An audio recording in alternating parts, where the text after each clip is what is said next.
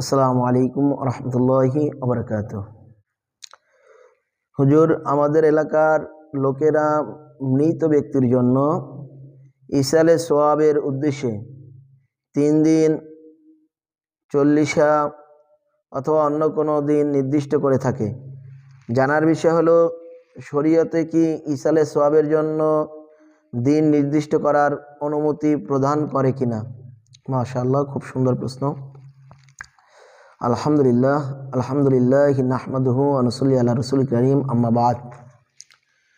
মৃত ব্যক্তির জন্য ইসালে সোয়াবের খুবই ভালো কাজ।